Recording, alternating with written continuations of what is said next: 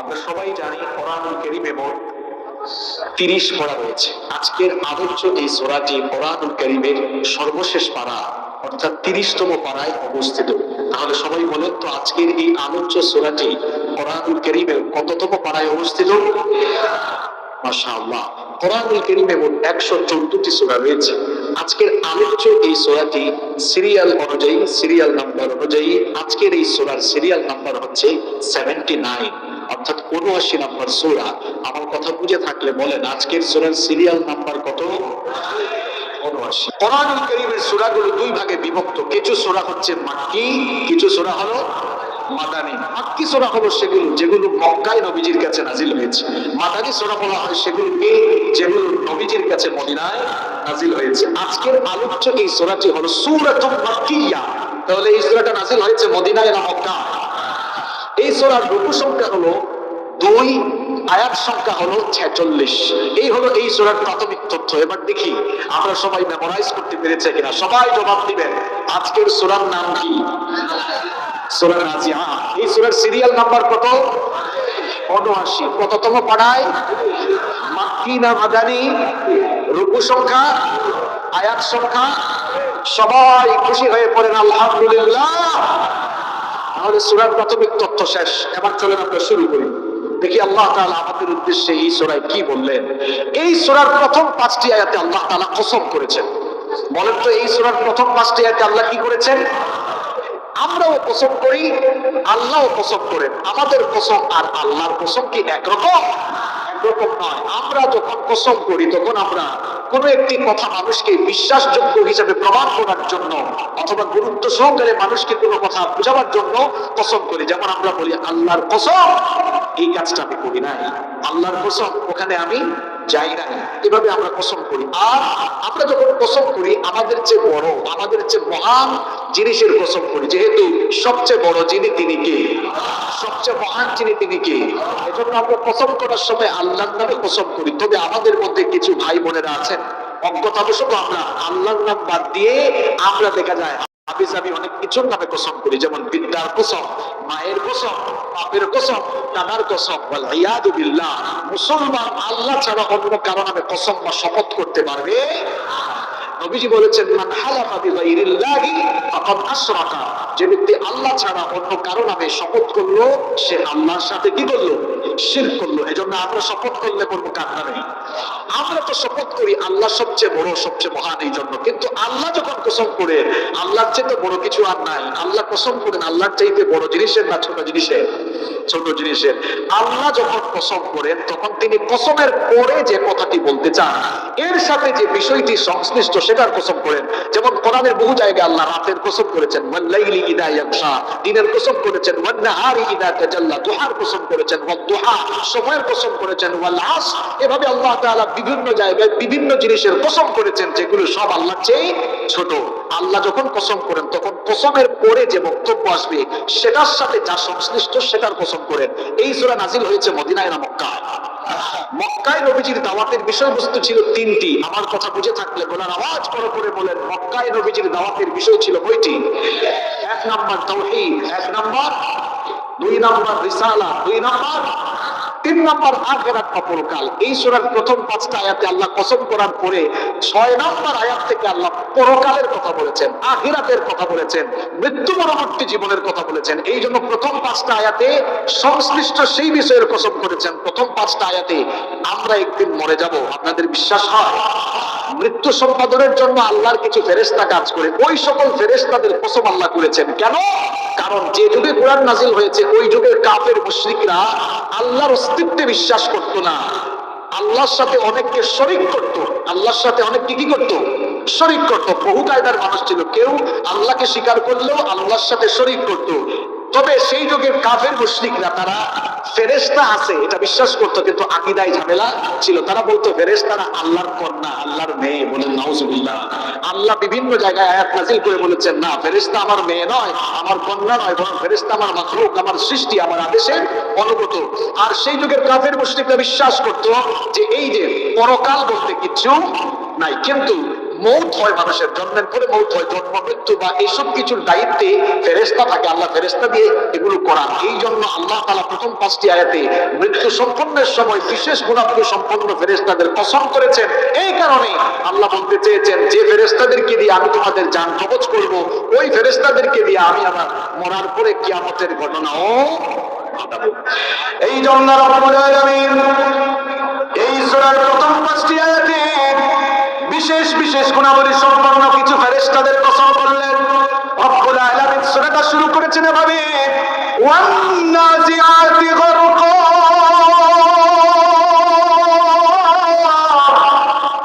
আল্লাহ তাআলা বলছেন কসম সেই সকল ফেরেশতাদের যারা অত্যন্ত নির্মমভাবে রূঢ়ভাবে মরণের সময় জান কবজ করে। এই আয়াতে রব্বুল আলামিন সেই সকল ফেরেশতাদের কসম করলেন যে সকল ফেরেশতারা মৃত্যুর সময় কাফের, মুশরিক, মুনাফিক, পাপী তাপী গুনাহগারদের রূহ নির্মমভাবে নির্দয়ভাবে কষ্ট দিয়ে দিয়ে কবজ করে। সেই সকল ফেরেশতাদের কসম যিনি করলেন তিনি কে? একদিন আমাদের সবার মরণের সময় আসবে, দুনিয়া থেকে যাওয়ার সময়, মৃত্যুর সময় কারো ভালো মৃত্যু হবে, আবার কারো মৃত্যু অত্যন্ত কষ্টদায়ক হবে। কাফের, মুশরিক, মুনাফিক, পাপী তাপীদের মৃত্যুর সময় কেমন কষ্ট হবে, হাদিসের মধ্যে অসংখ্য রিওয়ায়াত এসেছে কেমন করে তাদেরকে কষ্ট দেওয়া হবে। যখন কোন কাফের মুশরিকের মৃত্যুর সময় এসে যায়, নবীজি বলেছেন, এই হাদিসটি মুসনাদে আহমদ এবং আবু দাউদের বর্ণনায় এসেছে, নবীজি বলেছেন, ইন্নাল আবদাল কাফিরা ইযা কানা ফি ইনকিতাইন মিনাদ দুনিয়া ওয়া ইকবালিন মিনাল আখিরাহ।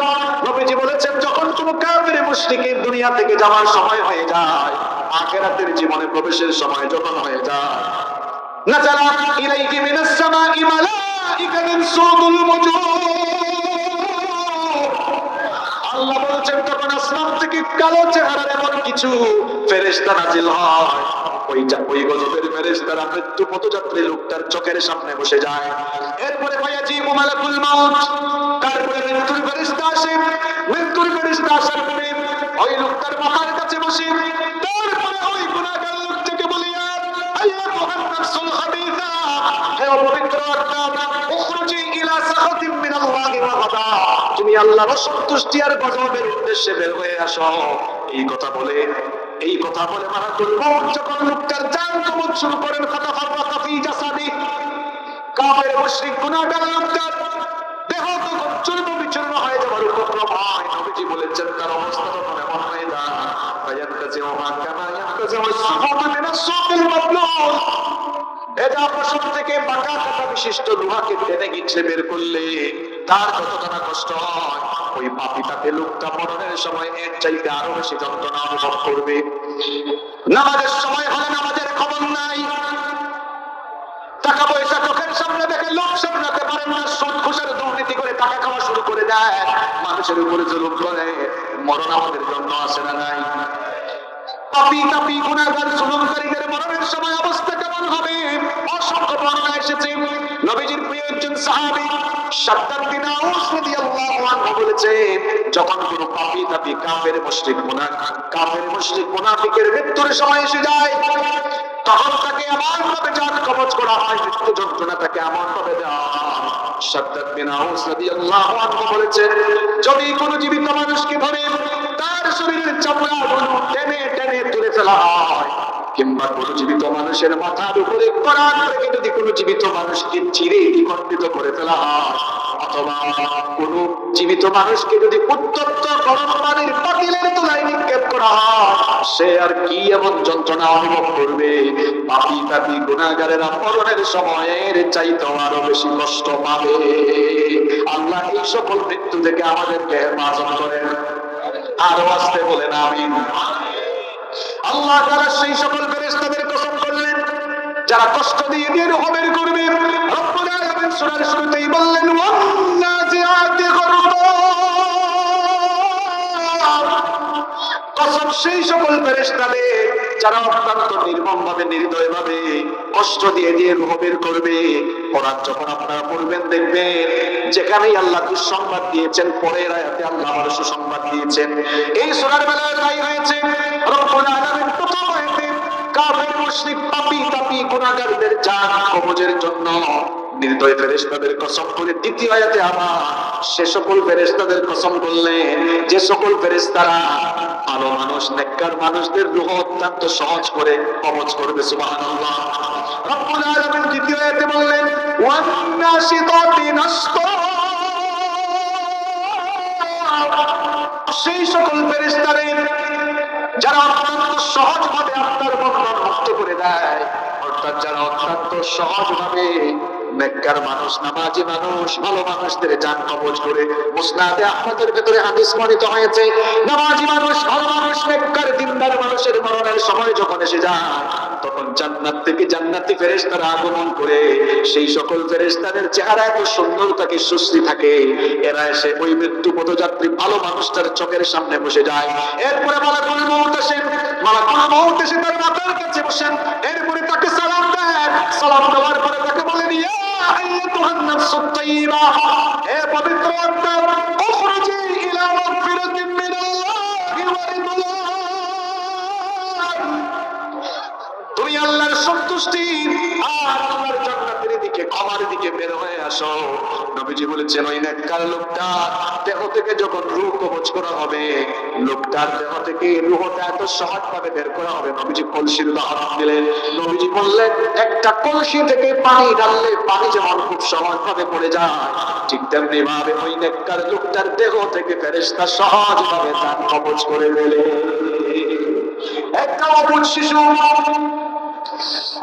শিশুটা কথা বলতে পারে না, সে অবুঝ শিশু কথা বলতে না পেরে যখন খোদার যন্ত্রণায় কান্না করে, তার কান্না শুনে যখন তার মা এসে বুকের দুধ পান করায়, এরপরে সেই অবুঝ শিশুটা যখন তার বাচ্চাটাকে বুকের দুধ পান করালে ওই বাচ্চা যেমন সুন্দরভাবে নীরবে আরাম করে ঘুমিয়ে যায়, ঠিক তেমনি ভাবে নেককার দিনদার ভালো মানুষ নামাজি মানুষ পরহেজগার মানুষগুলো মরণের সময় যখন আসবে তখন মৃত্যুর ফেরেশতা মালাকুল মউত তার চোখের সামনে যখন জান্নাতের নয়নাভিরাম দৃশ্য তুলে ধরবে, জান্নাতি সেই লোকগুলো জান্নাতের দৃশ্য দেখতে দেখতে দুনিয়া থেকে চলে যাবে, আরাম করে তারা ঘুমায়া যাবে।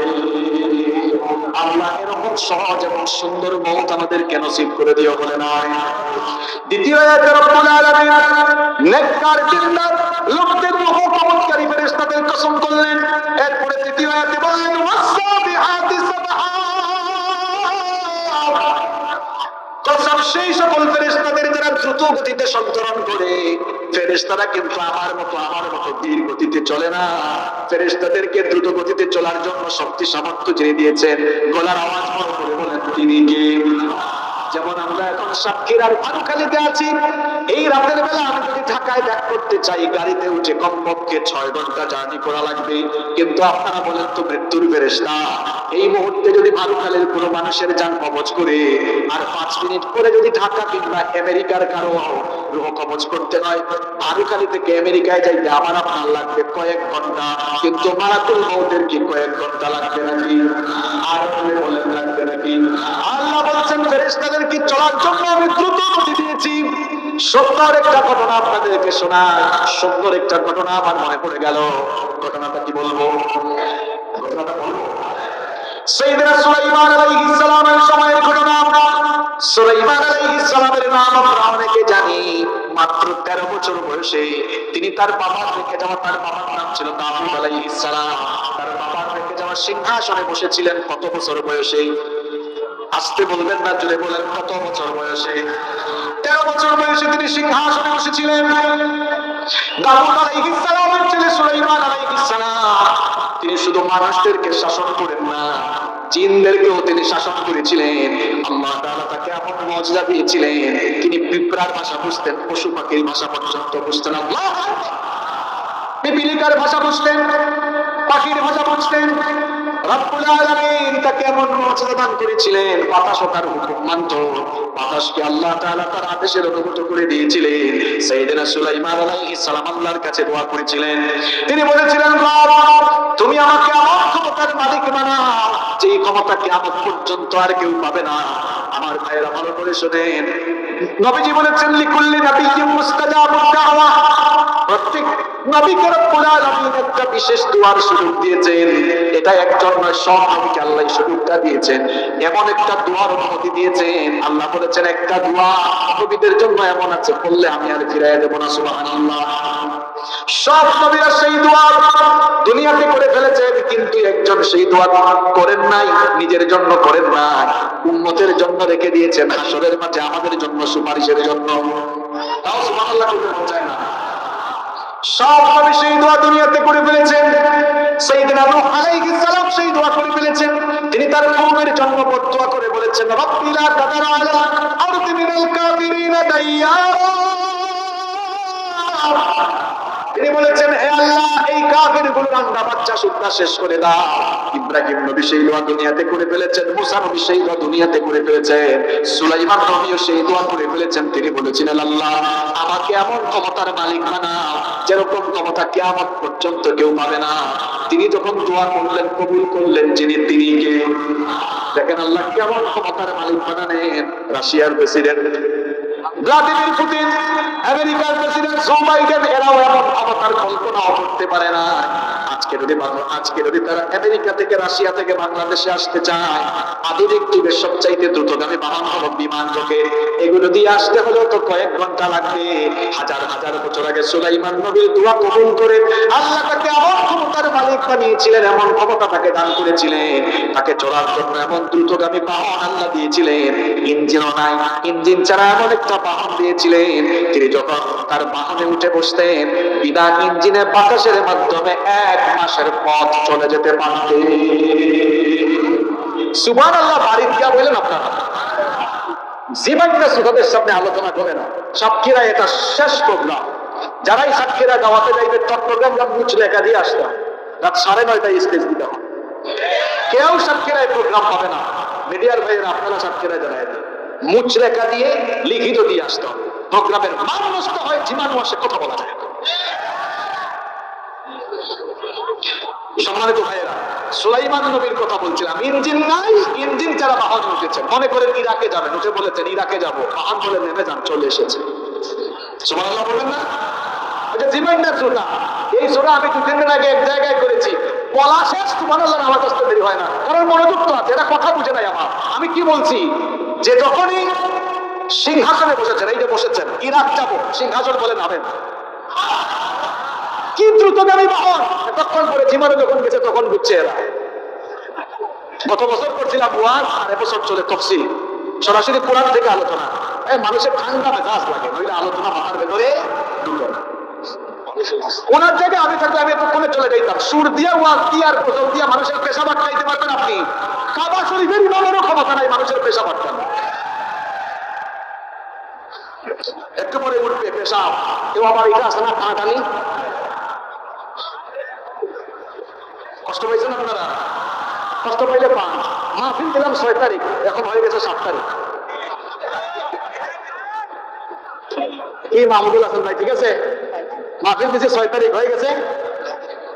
চেয়ারম্যান সাহেব ঠিক আছে না? একটু মজা করলাম যাতে আপনাদের ঘুম ভাঙে। আপনারা আবার রাগ করছেন না কেমন? এটা না বললে মানুষ হাসতো না, ঘুমটাও যাইতো না। এটা ঘুম ভাঙানির ওষুধ, ঠিক আছে? সবাই আছেন তো? আছেন তো? ভাই আপনি ফজরের নামাজ পড়বেন নি ভাই? শোনেন শোনেন, সাইয়েদনা সুলাইমান নবীকে এমন দ্রুতগামী বাহন আল্লাহ মুজিজা হিসেবে দিয়েছিলেন। সুলাইমান নবীর ঘটনা বলছিলাম, ঘটনা কিন্তু শুরু করে নাই, বলবো। এখন একটা আওয়াজ বসছে। সাইয়েদনা সুলাইমান আলাইহিস সালাম তিনি একবার এক মজলিসে বসে আছেন, তার সাথে তার এক সিনিয়র মন্ত্রী। এমন সময় মানুষের বেশ ধরে সাইয়েদনা সুলাইমান আলাইহিস সালামের কাছে আসলেন। কথোপকথন শেষ করে তিনি যখন বিদায় নিচ্ছিলেন, চলে যাচ্ছিলেন, তখন মালাকুল মউত ওই মন্ত্রীর দিকে আর চোখে তাকালেন। মন্ত্রী যখন ভয় পেয়ে গেলেন, কলিজাটা কাঁপে উঠল, ভীত বিহ্বল হয়ে গেলেন। মালাকুল মউত চলে যাওয়ার পর সাইয়েদনা সুলাইমান আলাইহিস সালামকে মন্ত্রী বলল, ও আল্লাহর নবী সুলাইমান, কিছুক্ষণ আগে আপনার কাছে যিনি এসেছেন তাকে তো চিনলাম না, ওনাকে জীবনে কোনোদিনও দেখি নাই। সুলাইমান আলাইহিস সালাম বললেন, ইনি কোনো সাধারণ মানুষ নয়, মানুষের বেশ ধরে মালাকুল মউত আমার কাছে এসেছিলেন। এই কথা শোনা মাত্রই ওই মন্ত্রীর কলিজা কেঁপে উঠলো। সে বলল, এই জন্যই তো তিনি যাওয়ার সময় এমন ভাবে আমার দিকে তাকিয়েছেন, আমার কলিজা পর্যন্ত কেঁপে উঠেছে। আল্লাহর নবী সুলাইমান, ওনাকে যদি দ্বিতীয়বার আমি আবার রেখে নিজেকে স্থির রাখতে পারবো না। রব্বুল আলামিন আপনাকে এমন মুজিজা দিয়েছেন, বাতাসকে আপনার আদেশের অনুগত করে দিয়েছেন। বাতাস আপনার হুকুম মানে, বাতাস আপনার হুকুম যেহেতু মানে, বাতাসকে আপনি হুকুম করে বাতাস যেন আমাকে এখান থেকে নিয়ে হিন্দুস্তানের দূরবর্তী কোনো জায়গায় রেখে আসে। সাইয়েদনা সুলাইমান আলাইহিস সালাম বাতাসকে হুকুম করলেন, বাতাস সুলাইমান নবীর হুকুম মোতাবেক ওই মন্ত্রীকে নিয়ে হিন্দুস্তানের দূরবর্তী একটা জায়গায় রেখে আসলো। সত্য সত্য। পরের দিন মালাকুল মউত সুলাইমান আলাইহিস সালামের কাছে যখন আসলেন, সুলাইমান আলাইহিস সালাম তাকে জিজ্ঞেস করলেন, কি ব্যাপার মালাকুল মউত, গতকাল তুমি যখন আমার কাছে এসেছিলে বিদায় নেওয়ার সময় আমার মন্ত্রীর দিকে কেমন করে তাকিয়েছিলে, আমার মন্ত্রী বেচারা এত ভয় পেল কেন? সুলাইমান আলাইহিস সালামকে মালাকুল মউত তখন বললেন, ভগবান নবী সুলাইমান, আমি যখন আপনার কাছ থেকে চলে যাচ্ছিলাম বিদায় বেলা লোকটার দিকে তাকিয়ে আমি অবাক হয়ে গেলাম, কারণ আপনার সাথে সাক্ষাতের পরে আল্লাহ প্রদত্ত শিডিউল ছিল আমি যেন লোকটার জান কবজ করে গিয়ে হিন্দুস্তান থেকে লোকটাকে আপনার কাছে থেকে অবাক হয়ে গেলাম, কারণ আমি না হয় আপনার সাথে সাক্ষাৎ শেষ করে মুহূর্তের মধ্যে হিন্দুস্তানে যেতে পারবো, কারণ আমাকে চলার জন্য দ্রুতগতি দিয়েছেন যিনি তিনি কে। কিন্তু আমি অবাক হয়ে গেলাম, এই লোকটা আপনার কাছে আছে, কিছুক্ষণ পর হিন্দুস্তানে তাকে কেমনে পাবো? আমি তো আল্লাহর হুকুমের গোলাম, আল্লাহর হুকুম মতো আমি যখন হিন্দুস্তানে তার মরণের জায়গায় দিলাম, সেখানে গিয়ে আরো অবাক হলাম, গিয়ে দেখলাম লোকটা আমার আগে ওই জায়গার হাজির। আল্লাহু আকবার। সুলাইমান আলাইহিস সালাম তখন বললেন, ও মালাকুল মউত, লোকটা মরণ থেকে বাঁচার জন্য এখান থেকে হিন্দুস্তান পর্যন্ত পালিয়ে গেল, হিন্দুস্তান পর্যন্ত পালিয়ে গিয়েও তো কোনো লাভ হলো না, মরণের হাত থেকে রেহাই পেল না। এই ঘটনাটা কেন আপনাদেরকে শোনালাম? এই ঘটনা শোনায় বুঝাইতে চাইলাম, মৃত্যু যখন চলে আসবে পালিয়ে রেহাই পাওয়া যাবে, পালিয়ে রেহাই পাওয়া যাবে না। মরণ থেকে পালাও তুমি, মরণ তোমায় লইবে গিরি। যদিও সুদূর আকাশ মানে লুকাও সে তাই লাগিয়েছিলি, সামনে পিছনে পুলিশ রে বাহিনী রেখে লাভ হবে না, মালাকুল মউত থাপ্পড় মারলে কবরে যাওয়া লাগবে। মরণ সবার জন্য আসবে, আর মৃত্যুর সেই ফেরেশতাকে দ্রুত গতি দিয়েছেন, দ্রুততার সাথে চলার শক্তি যিনি দিয়েছেন তিনি কে? রব্বুল আলামিন এই কথাই তৃতীয় আয়াতে বললেন, ওয়াসসাবিহাতি সাবহা। আল্লাহ তাআলা বলছেন, কসম সেই ফেরেশতার, কসম সেই সকল ফেরেশতাদের যারা দ্রুততার সাথে সঞ্চালন করে। চতুর্থ আয়াতে আল্লাহ বললেন, ফাসসাবিকাতি সাবকা, যারা দ্রুততায় একজন আরেকজনকে ছাড়িয়ে যায়। বিশুদ্ধ সনদে হাদিস বর্ণিত হয়েছে, নেককার মানুষের লোহ নিয়ে ফেরেশতারা যখন ইল্লিনের দিকে রওনা করে পরস্পর কম্পিটিশন করে কার আগে গিয়ে যাবে। আল্লাহু আকবার। এরপরে চতুর্থ আয়াতে আল্লাহ বললেন, ফাল মুদাব্বিরাতি আমরা, কসম সেই সকল ফেরেশতাদের যারা আল্লাহর কার্যনির্বাহী, যারা আল্লাহর সকল হুকুম মানে। ফেরেশতারা যার হুকুম মানতে বাধ্য তিনি কে? এই প্রথম পাঁচটি আয়াত, প্রথম পাঁচটি আয়াতে আল্লাহ তাআলা ফেরেশতাদের কসম করলেন, কারণ আমাদের মউত ফেরেশতা দিয়ে সম্পাদন করাবেন কি।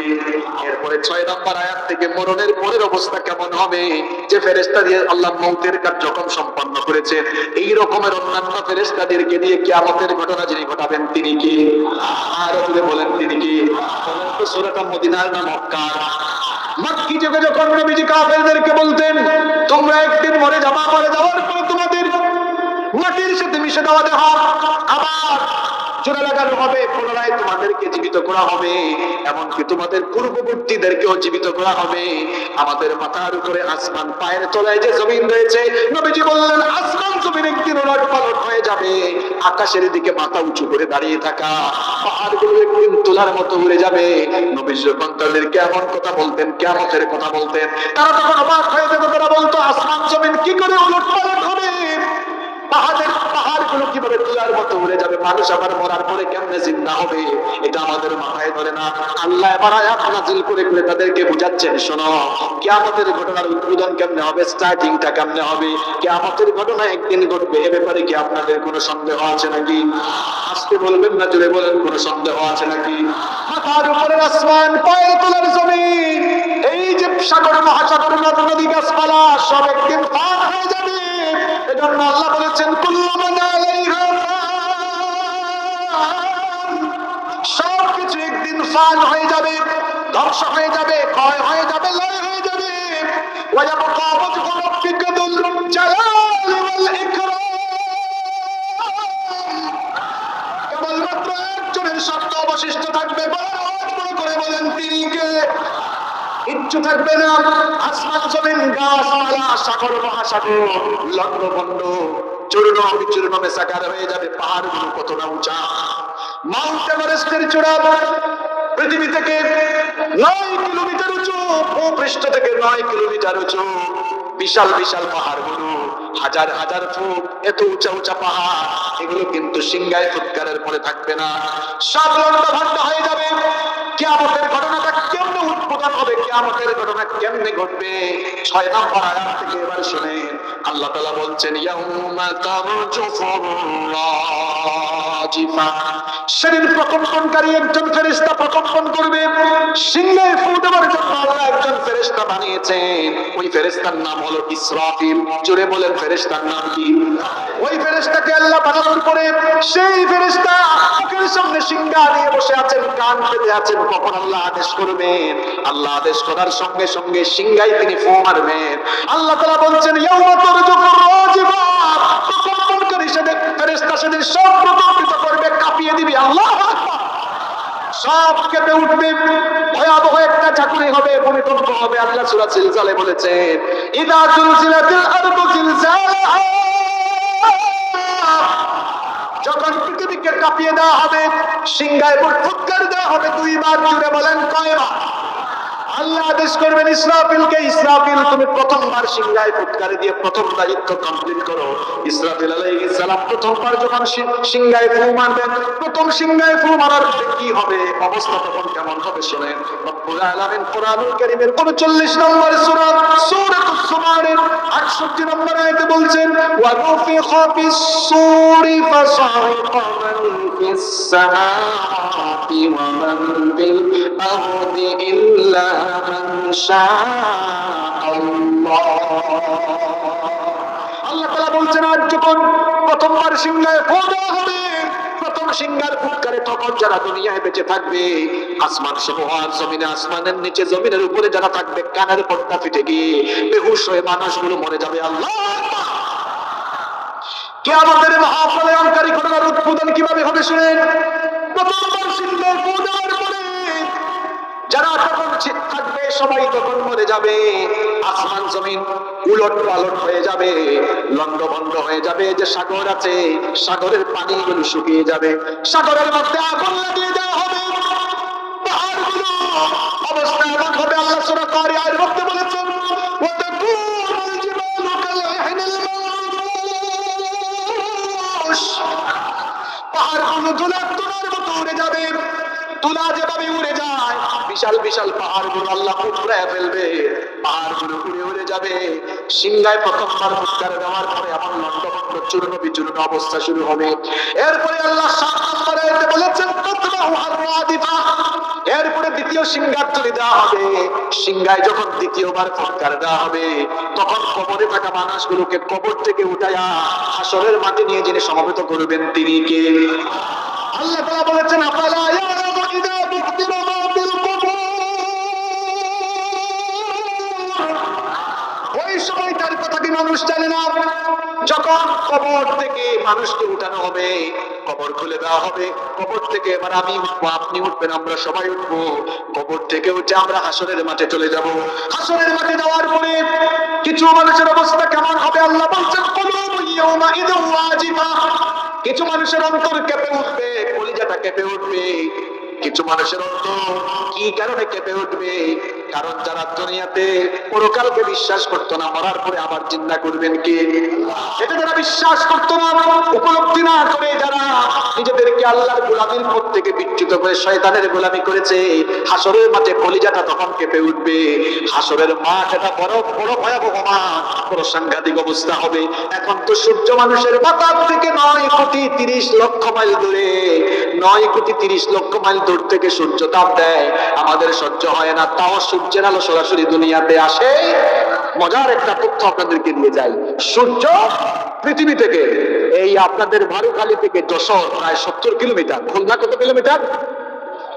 60 কিলোমিটার, 65 কিলোমিটার। হ্যাঁ, আর এই ভারুখালী থেকে, দুনিয়া থেকে সূর্য কত দূরে? 9,30,00,000 মাইল দূরে। আল্লাহু আকবার। এই সূর্যকে আপনারা খুব ছোট দেখেন, তাই না? সূর্য আসলে এত ছোট নয়। সূর্য হলো পৃথিবীর চাইতে 13,00,000 গুণ। 1300 নয়, 13,000 নয়, 13,00,000 গুণ বড়। সুবহানাল্লাহ। যে কোনোদিন চেয়ারম্যান সাহেব ভারুখালীর বাইরে যায় নাই, সে তো বাংলাদেশই জানে না কত বড়। আমরা তো আলহামদুলিল্লাহ বাংলাদেশের চক্কর দিয়ে ফেলছি। বাংলাদেশ খুব ছোট, আসলে এত বড় না। আমাদের পার্শ্ববর্তী প্রতিবেশী দেশ ভারত আমাদের চেয়ে আরো 30 গুণ বড়। কানাডা, আমেরিকা বাংলাদেশের চেয়ে প্রায় 100 গুণ বড়। পৃথিবীতে আয়তনে সবচেয়ে বড় দেশের নাম রাশিয়া, বাংলাদেশের চেয়ে 160 গুণ বড়। এইরকম পৃথিবীতে প্রায় 250 এর বেশি দেশ আছে। এটা মিলে পৃথিবী নয়। পৃথিবীর 4/1 হলো মাটি, যেখানে মানুষের বসবাস, আর 3 ভাগ প্রশান্ত মহাসাগরের আয়তন কত জানেন? 16,57,00,000 বর্গ কিলোমিটার। সুবহানাল্লাহ। পারিকা বলে 16,57,00,000 বর্গ কিলোমিটার। বিশাল বিশাল 7টা মহাসাগর আছে। এই বিশাল জলরাশি, বিশাল এই পানির জগৎ আর মাটির জগৎ মিলে 4/1 আর 3 ভাগ মিলে পৃথিবী। এই বিশাল পৃথিবীর চাইতে সূর্য আরো কত লক্ষ গুণ বড়। এখানে কি অপারেটর ভাই আছে নাকি? এই যে এগুলা লাগাইছে, এই যে লাইট আছে, এই লাইট গুলো কত পাওয়ারের? হয়তো 60-70 হবে না, ধরে নিলাম 100 আমরা। হ্যাঁ, এখন ধরে নেই 100। সূর্য এই যে এখন অন্ধকার, সকালবেলা পৃথিবীকে আলোকিত করবে একটা লাইট, সেটা হলো সানলাইট। এই সূর্য কত পাওয়ারের জানেন? আজকের বিজ্ঞান গবেষণা করে বলছে এই সূর্যকে যে টেম্পারেচার দেওয়া হয়েছে, তাপমাত্রা দেওয়া হয়েছে, সেটা হলো 1,40,00,000 সেন্টিগ্রেড। এই একটা লাইট, এখানে আরো 8-10টা লাইট জ্বালালে আমার ঘাম বেরোবে। দেখবেন যারা স্টুডিওতে বসেছেন তারা জানেন, স্টুডিওতে বেশি বেশি লাইট যখন থাকে ঘাম বের হয় লাইটের আলোর কারণে। 1,40,00,000 সেন্টিগ্রেড তাপমাত্রার আলো সরাসরি দুনিয়াতে আসলে কিছু থাকতো? সব চলে পুরো একদম কি হয়ে যেত?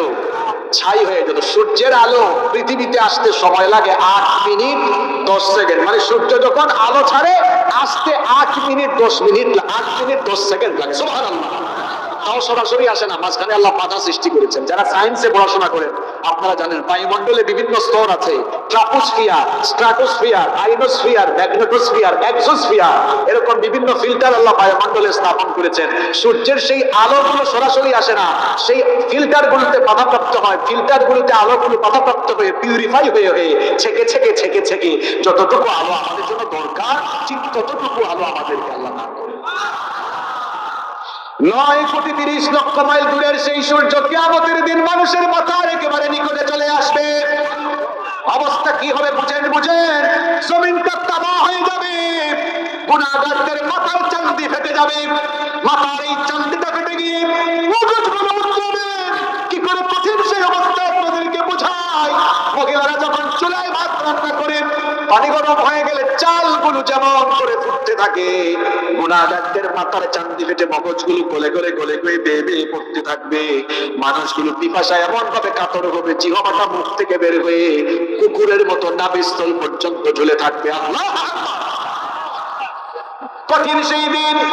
আল্লাহ বলছেন দ্বিতীয়বার সিংহায় ফুৎকারের পরে হাসরের মাঠে যখন গুনাহগার পাপী তাপীরা উঠবে, এদের কলিজাটা তখন কেঁপে উঠবে। আল্লাহ তাআলা আয়াত নাযিল করে মানুষদেরকে সতর্ক করেছেন, ওয়া আনযিরহুম ইয়াওমাল আসিফাতি ইযিল কুলুবু লাদাল হানাজিরি কাযিমিন।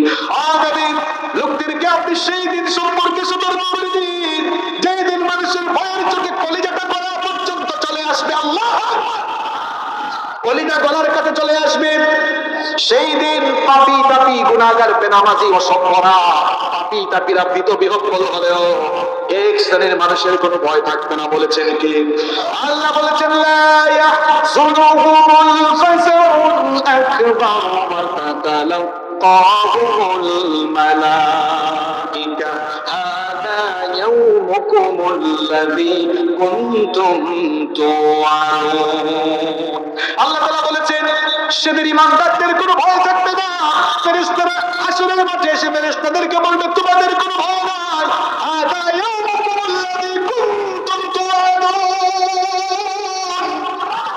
এটা হলো সেই দিন যে দিনে তোমাদেরকে জান্নাত দেওয়ার ওয়াদা যিনি করেছেন তিনি কে? এটা হলো সেই দিন, কোনো টেনশন নাই, অপেক্ষা করো, কিছুক্ষণ পরে জান্নাতে তোমাদেরকে ঢোকানো হবে। সুবহানাল্লাহ। আল্লাহ বলছেন পাপি পাপি কুলুবু ইয়াউমা ইদিন ওয়াজিফা, এই দিল কলিজাটা ভীত বিহ্বল হয়ে যাবে, ভয়ে কেঁপে উঠবে। আবসারুহা খাশিয়া, এরপরে আল্লাহ ৯ নম্বর আয়াতে বললেন লজ্জায় তাদের চক্ষুটা নত হয়ে যাবে। এরপরে তারা বলবে ইয়াকুলুনা ইন্না লামারদুদুনা ফিল হাফিরা, তারা বলবে আমরা কি আবার পূর্বের অবস্থায় ফিরে যাব নাকি? আইদা কুন্না ইযামান নাখিরা, পরের পরে তো আমাদের হাড্ডি মাংস অস্থি পিঞ্জর দেহ চূর্ণ বিচূর্ণ হয়ে গেল, মরার পরে তাহলে কি আবার আমাদেরকে পূর্বের অবস্থায় ফিরিয়ে নেওয়া হবে নাকি? আমরা যখন মরে যাব, কথাগুলো মন দিয়ে শোনেন, মরে যাওয়ার পরে আমাদের মাটির দেহ মাটির সাথে মিশে যাবে, হাড্ডি গুড্ডি সব যখন অবশিষ্ট থাকবে চূর্ণ বিচূর্ণ হয়ে যাবে, কিয়ামতের দিন সবগুলাকে আবার চুনা লাগায়া হাসরের মাটি নিয়ে যিনি জিন্দা করবেন তিনি কে? কিন্তু কাফের মুশরিকরা বলতো হাউ ইজ ইট পসিবল, কিভাবে এটা সম্ভব? তারা বলতো ক্বালু আইদা মিতনা ওয়া কুন্না তুরাবান আইন্না লামাবউসুন, যখন আমরা মরে যাব, মরার পরে যখন মাটির সঙ্গে মিশে যাব, কি করে আবার আমাদের চূর্ণ বিচূর্ণ হয়ে যাওয়া দেহগুলোকে আবার একত্রিত করে জিন্দা করা হবে? আমাদের তো এটা বুঝে আসে না। তারা বলতো ক্বালাল্লাযীনা কাফারু আইদা কুন্না তুরাবান ওয়া আবাউনা আইন্না লামুখরাজুন, তারা বলতো আমরা এবং আমাদের পূর্বপুরুষরা মরে যাওয়ার পরে কিভাবে আমাদেরকে চিন্তা করা হবে, এটা তো আমাদের মাথায় ধরে না। শুনেন শুনেন মুসলমানের সন্তান, এমন অনেক বহু মানুষ আছে যারা মরার পরে জীবিত হবেন, পুনরুজ্জীবন আবার দেওয়া হবে, এ ব্যাপারে সন্দেহ পোষণ করে আজকে আলোচনা শুনে যান সব সন্দেহ দূর হয়ে যাবে। চলেন একটা কিচ্ছা দিয়ে, ঘটনা দিয়ে আমি শুরু করি। একটা ঘটনা আমার মনে পড়ে গেল, ঘটনাটা কি বলবো? ঘটনাটা বলবো? এই ঘটনাতে এসেছে সরাসরি কোরআনের ভিতরে, আর ঘটনাতে এসেছে আমাদের পছন্দের সূরা সূরা ইয়াসিনের ভিতরে। কোরআনুল কারীমের ৩৬ নম্বর সূরা সূরা ইয়াসিনের ৭৮ নম্বর আয়াত থেকে এই ঘটনা বর্ণিত হয়েছে। তাফসীরে কুরতুবীর ভিতরে এসেছে, বেশ কিছু আয়াতে এসেছে যার ব্যাপারে আয়াতটা নাযিল হয়েছে তার নাম হলো উবাই বিন খালদ, তবে বেশিরভাগ আয়াতে বলা হয়েছে তার নাম হচ্ছে আসিফ ইবনে ওয়াইল। ঘটনাটা শুনেন। আসিফ ইবনে ওয়াইল তিনি একদিন মক্কার উপত্যকায় হাঁটতেছিলেন, হাঁটতে হাঁটতে হাঁটতে হাঁটতে হঠাৎ করে তার চোখের সামনে কিছু জরাজীর্ণ হাড্ডি দেখলেন। জুড়ে বলেন চোখের সামনে কি দেখলেন? হাড্ডি। কি দেখলেন? জরাজীর্ণ হাড়। জরাজীর্ণ সেই হাড়গুলো তিনি হাতে নিলেন। হাতে নেওয়ার পরে আমার হাতের দিকে তাকান, এরকম আলতো করে তিনি যখন মোচড় দিলেন, দেখলেন জরাজীর্ণ হাড়গুলো একেবারে গুড়া গুড়া হয়ে গিয়েছে। তিনি মনে মনে চিন্তা করলেন হয়তো বা এখানে বেশ কিছুদিন আগে কারো লাশ পড়েছিল, এটা পচে গলে হাড্ডি গুড্ডি যখন অবশিষ্ট হয়েছে জরাজীর্ণ হয়ে গিয়েছে। জরাজীর্ণ হাড্ডিগুলো দুর্বল হয়ে যাওয়ায় আমি যখন হাড্ডি মোচড়ে দিয়েছি গুড়া গুড়া হয়ে গিয়েছে। তার মাথায় আসলো আমাদের কাছে যে দাওয়াত দেন মুহাম্মদ বলেন সাল্লাল্লাহু আলাইহি ওয়াসাল্লাম, তিনি তো বলেন আমরা মরে যাওয়ার পরে হাড্ডি মাংস সব নাকি জোড়া লাগাইয়া আবার জিন্দা করা হবে। এই যে আমি হাড্ডিগুলোকে ভেঙে গুড়া গুড়া করে ফেললাম, কি করে আবার এটাকে পুনরায় জিন্দা করা হবে? সে তখন এই হাড্ডি গুড্ডি গুলো নিয়ে গুড়া গুড়া গুলো নিয়ে নবীজির কাছে গেল। নবীজির কাছে গিয়ে কি বলল? আল্লাহ সূরা ইয়াসিনের ৭৮ নম্বর আয়াতে তুলে দিয়েছেন। আল্লাহ বলছেন ওয়া দারাবা লানা মাসালান ওয়া নাসিয়া খালকা ক্বালা মান ইউহয়িল ইযামা ওয়া হিয়া রামীম। আল্লাহ বলছেন সে তার নিজের সৃষ্টি বলে দিয়েছে, আর আমার কাছে সে উপমা পেশ করে, অর্থাৎ আল্লাহ বলছেন আমার হাবিবকে গিয়ে সে বলল, এই গুড়াগুলো হাড্ডির গুড়াগুলো দেখিয়ে বলল, সে প্রশ্ন করলো ক্বালা মান ইউহয়িল ইযামা ওয়া হিয়া রামীম। সে বলল এই যে আমার হাতের মধ্যে হাড্ডিগুলো গুড়া গুড়া হয়ে গিয়েছে, কে আমার এগুলোকে পূর্বের অবস্থায় ফিরাইয়া জিন্দা করবে? নবীজিকে যখন প্রশ্ন করলো, নবীজি তো কোনো উত্তর নিজে থেকে দেন না। নবীজিকে সব কথা বলান যিনি, তিনি কে? আমার নবী নিজের থেকে বানিয়ে কোনো কথা বলেন না। আল্লাহ বলেছেন ওয়া মা ইয়ানতিকু আনিল হাওয়া ইন হুয়া ইল্লা ওয়াহয়ুন ইউহা, আমার নবী নিজে থেকে বানিয়ে কোনো কথা বলেন না, নবী তাই বলেন আল্লাহ তার কাছে যা ওহী হিসাবে পাঠান। যখন নবীজিকে প্রশ্ন করা হলো কে এই গুড়া গুড়া হয়ে যাওয়া হাড্ডিগুলোকে আবার পূর্বের অবস্থায় ফিরাইয়া নিয়ে হাড্ডি মাংস জোড়া লাগাইয়া মানুষকে জিন্দা করবেন, আল্লাহ তখন বললেন ও আমার হাবিব আপনি তার কথার উত্তর এভাবে দেন, আপনি তাকে বলেন কুল ইউহয়িহাল্লাযী আনশাআ আওয়ালা মাররা ওয়া হুয়া বিকুল্লি খালকিন আলীম। শোনেন প্রশ্ন হচ্ছে আপনাদের, আর 10 মিনিট থাকা যাবে না? থাকা যাবে? দেখেন উত্তরটা শোনেন আপনারা, কি উত্তর দিলেন? নবীজি বললেন, আল্লাহ বললেন নবী তারই উত্তর দেন, এটাকে প্রথমবার সৃষ্টি করেছেন যিনি, এখন আবার পুনরায় তাকে সৃষ্টি করতে পারবে তিনি। আসেন একটা উদাহরণ দেই। আপনারা মোবাইল ফোন ব্যবহার করেন না? কথা বলেন, মোবাইল ব্যবহার করেন তো? আচ্ছা শোনেন, আপনাদের সাতক্ষীরায় মোবাইলের মিস্ত্রি মিকার আছে না? আপনারা মিস্ত্রি বলেন না মিকার বলেন? মিকা, ওকে ভাই। মনে করেন আপনার ফোন নষ্ট হয়ে গেছে, আপনি সাতক্ষীরায় গেলেন, শহরে সদরে গেলেন, গিয়ে মিকারকে বলেন ভাই এই ফোনটা অন হয় না, অফ হয় না, কিছুই হচ্ছে না, দেখো তো কি ঘটনা। মিস্ত্রি তখন এই মোবাইলটাকে কি করলো? খুললো, খুলে মোবাইলের ভেতরের সব পার্টস আলাদা আলাদা করে ফেললো। এখন আপনি তো মিকার না, আপনি ভাবতেছেন হায় হায় হায় হায়, এই লোকটা দেখি মোবাইলের সব যন্ত্রাংশ খুলে ফেলেছে, সব আলাদা আলাদা করে ফেলেছে। দেখা যাচ্ছে এই মিকার যে মোবাইলের কাজ জানে, সব আলাদা আলাদা আলাদা করার পরে তার কাম শেষ করে আবার সেগুলোকে পুনরায় জোড়া লাগাই দিয়া আবার আগের অবস্থায় ফিট করতে পারে কিনা? আচ্ছা আপনারা যারা গাড়ি ব্যবহার করেন, যাদের ব্যক্তিগত গাড়ি আছে, আপনারা জানেন গাড়ি মনে করেন অ্যাক্সিডেন্ট হয়েছে, এখন আমি ডেন্টিং আমার পেন্টিং এ দিয়ে দিলাম, তখন ডেন্টিং এ দেওয়ার পরে গাড়ি কি করে একদম পার্টস কি করে ফেলে? আলাদা করে ফেলে, ছুটায় ফেলে। বিমান দেখা যায় সব আলাদা আলাদা করে ফেলেছে। বিদেশ থেকে যে গাড়িগুলো আসে পার্টস গুলো আসে না, এরপরে এখানে এসে জোড়া লাগানো হয়। আবার দেখা যায় মিস্ত্রিরা সব খুলে ফেলে, আবার আলাদা আলাদা হওয়ার পরে সব আবার জোড়া লাগাইয়াও ফেলে। আচ্ছা বলেন তো, এই যে মানুষের মাথায় জ্ঞান দিয়েছেন কি? জ্ঞানকে আল্লাহ বেশি দিয়েছেন। আল্লাহ বলেছেন ওয়ামা উতিতুম মিনাল ইলমি ইল্লা কালিলা, খুব অল্প জ্ঞান দিয়েছে। আল্লাহর কাছ থেকে অল্প জ্ঞান পেয়ে এই অল্প জ্ঞান দিয়ে মানুষ যদি বিভিন্ন ধরনের যন্ত্রপাতি খুলে পার্টস আলাদা আলাদা আলাদা করে ফেলার পরে এই অল্প জ্ঞান দিয়ে যদি মানুষ আবার রেগুলারে চূড়া লাগাই আবার আগের মতো ফিট করতে পারে, যে আল্লাহ জ্ঞান দিয়েছেন সেই আল্লাহ বুঝি আমার দেহ আপনার দেহ একেবারে ছিন্ন বিচ্ছিন্ন আলাদা আলাদা আলাদা আলাদা হয়ে যাওয়ার পর শরীরের সব পার্টস গুলারে আবার একসাথে জোড়া দিয়া আবার কি আগের অবস্থায় সৃষ্টি করতে পারবেন না? আল্লাহ সেই কথাই বলছেন, নবী তারে বলেন এটাকে প্রথমবার সৃষ্টি করেছেন যিনি, পরের বারও সৃষ্টি করতে পারবেন তিনি। ঘটনা তো আরেকটা মনে পড়ে গেছে, ঘটনাটা কি বলবো? ঘটনাটা বলবো, ইব্রাহিম নবীর সময়ের ঘটনা। কোন নবীর সময়ের ঘটনা? আপনাদের কি কষ্ট হচ্ছে? আমি তো বিশেষ অতিথি, প্রধান অতিথি একটু পরে আসে, অপেক্ষা করেন। প্রধান অতিথি বুঝেন নাই 65 ডেক খাবার আছে, জোরে বলেন সুবহানাল্লাহ।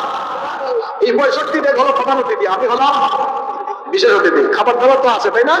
ইনশাআল্লাহ সবার হবে, ইনশাআল্লাহ। সবাই বসেন। তো কোন নবীর সময়ের ঘটনা বলবো?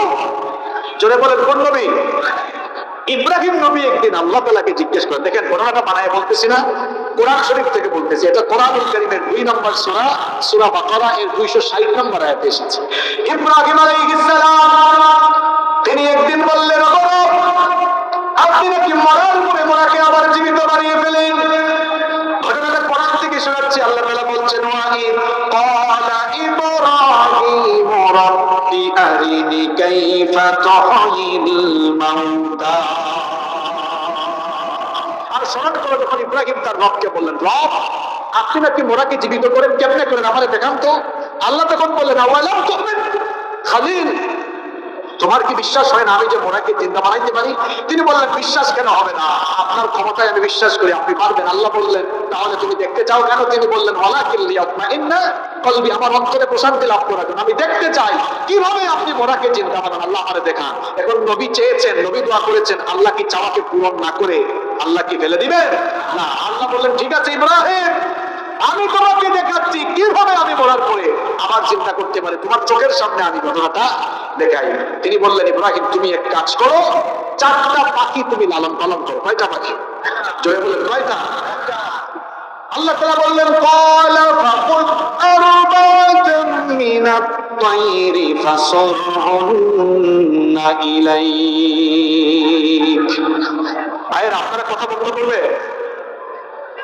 আল্লাহ বললেন ইব্রাহিম তুমি 4টা পাখি লালন পালন করো, এরপরে কি করো? ফাসুরহুন্না ইলাইক, এগুলোকে তোমার প্রতি পোষ মানাও। দেখবেন অনেকে পাখি পালে না, পাখি পালে, আবার পাখি তার সাথে কথা কয়, টিয়া পাখি, ময়না পাখি, কত পাখি মানুষ পালে, যে পালে তার সাথে কি বলে, কথা বলে। আল্লাহ তাআলা বলেন ইব্রাহিম 4টা পাখি লালন পালন করো আর এগুলোকে তোমার প্রতি পোষ মানাও। ইব্রাহিম আলাইহিস সালাম তাই করলেন। এরপরে আল্লাহ বললেন ইব্রাহিম এবার এই 4টা পাখিকে নিজের হাতে জবাই করো। নিজের হাতে কি করো?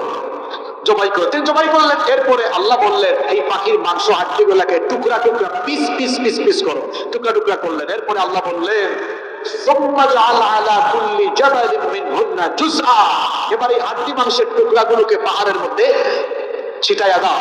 তিনি ছিটাইয়া দিলেন। আল্লাহ বললেন ইব্রাহিম এই পাখি লালন পালনের পরে তুমি নিজের হাতে জবাই করলে, জবাই করার পর এগুলোকে পিস পিস টুকরা টুকরা করে তুমি পাহাড়ের চতুর্দিকে ছড়িয়ে ছিটিয়ে দিলে, এটা তো মরে গেছে, টুকরা টুকরা হয়ে গেছে, দেখো কিভাবে আমি এটাকে জিন্দা করি। এখন তুমি তোমার মুখ দিয়ে বলো যে আল্লাহর হুকুমে, আল্লাহর কুদরতে আমার ছড়িয়ে ছিটিয়ে দেওয়া হাড্ডি মাংসের পাখির সেই হাড্ডি মাংসের টুকরাগুলো জোড়া লেগে 4টা পাখি পূর্বের অবস্থায় ফিরে আসো। তিনি যখন এই কথা বললেন সঙ্গে সঙ্গে দেখা গেল পাহাড়ে যে হাড্ডি মাংসের টুকরাগুলো ছড়িয়ে ছিটিয়ে দিয়েছেন সেই হাড্ডি মাংসের টুকরাগুলো আবার জোড়া লেগে পাখির ডানাগুলো ডানার সাথে আবার লেগে পূর্বের অবস্থায় ফিরে পাখিগুলো উড়ে উড়ে ডানা ঝাপটায় ইব্রাহিম নবীর চোখের সামনে চলে আসে। চোখের সামনে আল্লাহ ঘটনা ঘটাইছেন। সর্বশেষ আরো একটা ঘটনা বলবো আপনাদের, ঘটনা বলবো, এটা মুসা নবীর ঘটনা। কোন নবীর ঘটনা? মুসা নবীর নাম শুনছেন আপনারা? কেমন নবী? রাগটা বেশি না কম? আরে বাপরে বাপ, এমন রাগ ফেরাউনের বংশের একটা এক থাপ্পড় দিয়ে একদম দুনিয়া থেকে বিদায় করে দিয়েছে। এমন লোক তিনি, শুধু ফেরাউনের বংশের একজনকে থাপ্পড় মারেন নাই, মালাকুল মউত পর্যন্ত থাপ্পড়াইছেন। আল্লাহু আকবার। মুসা নবী তিনি আল্লাহর সাথে অডিও করে কথা বলতেন, মানে আল্লাহর সাথে কথা বলতেন। আল্লাহ বলেছেন ওয়াকাল্লামাল্লাহু মুসা তাকলিমা, মুসা নবীর সাথে কথা বলেছেন কে? কথা বলতে বলতে একদিন লাগাই দিয়েছেন ভিডিও কল। তিনি বলেন আল্লাহ সরাসরি দেখতাম। আল্লাহ বলেন লা তারানি, কখনো না, দুর্বল এই চক্ষু দিয়ে দুনিয়াতে রবকে দেখা যাবে না, তবে জান্নাতে আল্লাহকে দেখা যাবে ইনশাআল্লাহ। মুসা নবীর সময় একটা ঘটনা ঘটেছে। সূরা বাকারার নাম শুনছেন আপনারা? বাকারা অর্থ কি? এই সূরার নাম গাভী কেন? গরুর নামে সূরা কেন জানেন? গরুর একটা কিচ্ছা এই সূরার ভেতরে আছে। ওই গরুর কিচ্ছাকে কেন্দ্র করে সূরার নাম হয়েছে গরুর সূরা, গাভী সূরা। ওই ঘটনাটা শুনেন, ঘটনা বেশি লম্বা নয়, ছোট্ট ঘটনা বলবো। এই ঘটনাটা বর্ণিত হয়েছে সূরা বাকারার 67 থেকে 74 নম্বর আয়াত পর্যন্ত। ঘটনাটা হলো এই, বনি ইসরাইলের এক ধনাঢ্য ব্যক্তি ছিল। লোকটার অনেক টাকা পয়সা ছিল, বহু ধন সম্পদ ছিল, কিন্তু লোকটার কোনো সন্তানাদি ছিল না।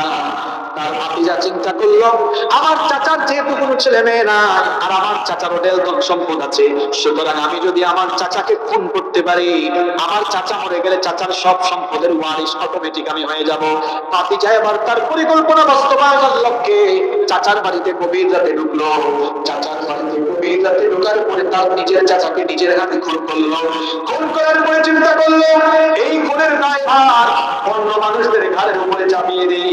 এই জন্য ভাতিজা নিজের হাতে চাচাকে খুন করে চাচার লাশ সে বহন করে গভীর রাতে আরেক বাড়ির দরজার সামনে ফেলে আসলো, যাতে করে ওই বাড়ির লোকরা তারা যেন ঘটনার দায়ী হয়ে যায়। এখন এই স্বভাবের মানুষ দুনিয়াতে আছে, দেখবেন ঘটনা ঘটায় একজন, মামলা খায় আর একজন, পাঁচ পুরা একজন, আর অপরাধী হয় আর একজন। এগুলো পূর্ববর্তী যুগেও ছিল। ভাতিজা তার চাচাকে খুন করলো, কিন্তু খুনের দায় অন্য মানুষের ঘাড়ে চাপাই দেওয়ার জন্য লাশ বহন করে গভীর রাতে আরেক বাড়ির দরজার সামনে ফেলে আসলো। পরের দিন সকালবেলা এলাকায় হুলস্থুল পরিস্থিতি সৃষ্টি হয়ে গেল। লোকজন এসে বললো কি ব্যাপার, গভীর রাতে তোমাদের বাড়ির সামনে একজনের লাশ পড়ে আছে, নিশ্চয়ই তোমরা খুন করেছো। সকালবেলা সবাই ওই বাড়ির লোকদেরকে দোষারোপ করছে। ওইদিকে ভাতিজা এসে কান্নার অভিনয় শুরু করলো। ভাতিজা কান্নার অভিনয় করে বলল হায় হায় হায়, আমার চাচাকে তোমরা খুন করে ফেলছো। এইরকম অভিনয় করে কান্নাকাটি করা লোকেরা এখনো দুনিয়াতে আছে। ঘটনা ঘটানোর পরে মিডিয়ার সামনে কান্নার অভিনয় করে করে মানুষের থেকে ততক্ষণ মানুষের থেকে স্বীকৃতি নেওয়ার চেষ্টা করে। ভাতিজাকে ডেকে বললো আমার চাচাকে তোমরা মেরে ফেলেছো, তোমরা ঘটনাটা ঘটিয়েছো।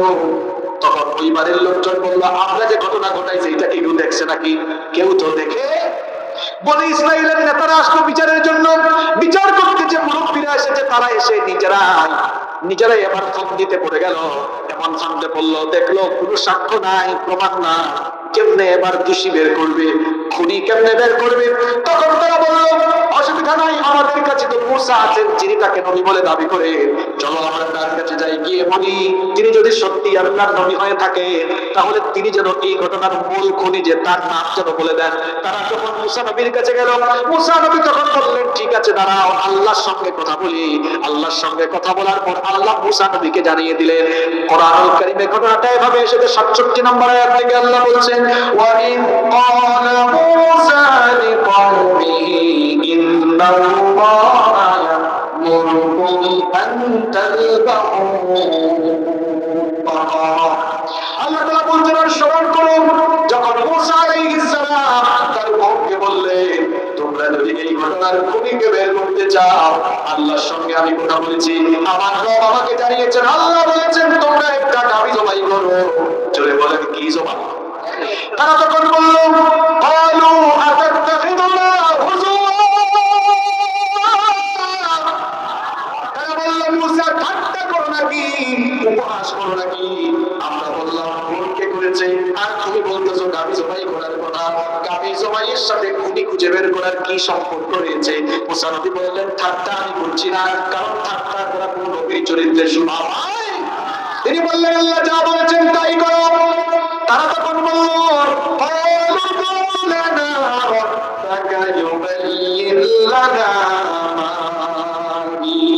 তারা বলল, আল্লাহকে বলো ব্যাপারটা তিনি যেন ক্লিয়ার করে দেন। তিনি তো বলেছেন গাভী জবাই করতে, আল্লাহকে জিজ্ঞেস করো গাভীটা কোন বয়সের হবে। শোনেন শোনেন, আল্লাহ বলেছিলেন একটা গাভী জবাই করার কথা, যে কোনো রকমের একটা গাভী জবাই করলে কাজ হয়ে যেত, কিন্তু তারা নিজেরাই প্রশ্ন করে করে কাজটাকে তারা আরো বেশি কঠিন বানিয়ে ফেললো। তারা বললো, আল্লাহকে জিজ্ঞেস করো গাভীটা কোন বয়সের হবে। মুসা নবী তাদেরকে জানালেন, ক্বালা ইন্নাহু ইয়াকুলু ইন্নাহা বাকারাতুন লা ফারিদুন ওয়ালা বিকরুন আওয়ানুন বাইনা যালিক ফাফআলু মা তু'মারুন। মুসা নবী বললেন, আল্লাহ তাআলা বলেছেন এমন গাভী তোমরা জবাই করো যে গাভীর বয়স বেশি হবে না, কম হবে না, আওয়ানুন বাইনা যালিক, মাঝামাঝি বয়সের গাভী হবে। এরপরেও তাদের প্রশ্ন শেষ হয় না। তারা তখন বলল,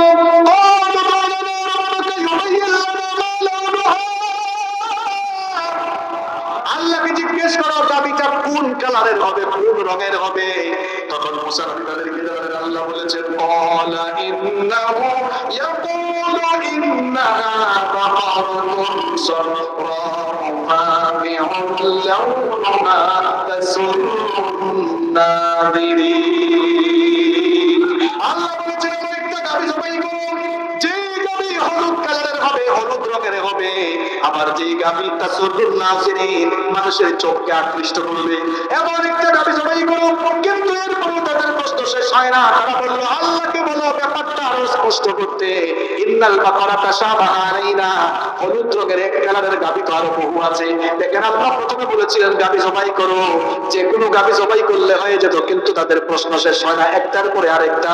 প্রথমে বললো এটা কোন বয়সের হবে, আল্লাহ বললেন মাঝারি বয়সের। দ্বিতীয়ত বললো কোন রঙের হবে, আল্লাহ বললেন এটা হলুদ রঙের গাভী হবে, গাঢ় হলুদ। এরপরে বললো হলুদ রঙের তো বহু গাভী আছে, কেমন হলুদ রঙের হবে, আল্লাহকে বলো ব্যাপারটা আরো স্পষ্ট করে দিতে।